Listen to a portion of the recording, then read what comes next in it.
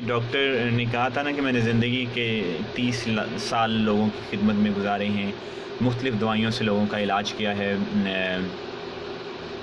میرا بڑا تجربہ ہے لوگوں کی ہر تکلیف کو کوپ کرنے کے لیے، لیکن میں سب کو ایک بہترین دعا تجویز کرتا ہوں کہ آپ جلدی ٹھیک ہوں اور مرض آپ کے قریب نہ آئے۔ تو کسی نے پوچھا کہ کیا؟ اس نے کہا کہ مسکرا کے جواب دیا کہ بہترین دعا محبت اور عزت ہے، لوگوں کو محبت اور عزت دیں۔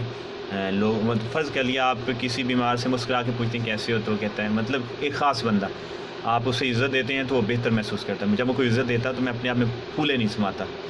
تو کسی نے کہا کہ اگر دعا اثر نہ کرے تو مطلب آپ محبت بھی دیں، عزت بھی دیں اور بندہ پھر بھی ٹھیک نہ ہو، بندہ وہ مسکرائے اور بولا کہتا ہے دعا کی مقدار بڑھا دو، مطلب زیادہ محبت کرو لوگوں سے۔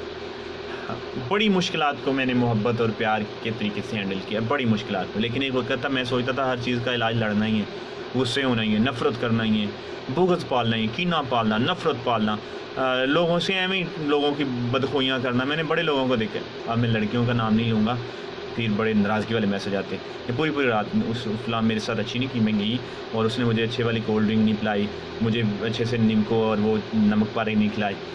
لڑکے بھی کہتے ہوں گے تو، اور پوری رات دوسروں کی برائیوں میں گزر۔ لڑکے بھی ایسا کرتے ہیں، لڑکے بھی بہت باتونی ہیں اور باتیں کرتے ہیں، اس لیے ڈونٹ مائنڈ پلیز۔